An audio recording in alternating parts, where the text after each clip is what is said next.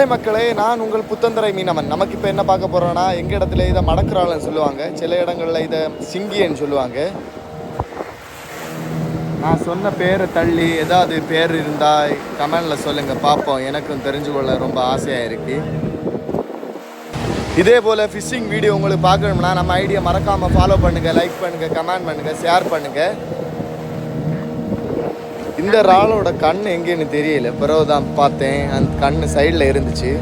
இந்த இறாலை நாங்கள் எதுக்கு மடக்குறாள்னு சொல்லுதோன்னா, இதை மடக்கும்போது மடங்குவார், அதான் நாங்கள் மடக்குறாள்னு சொல்லுதோம்.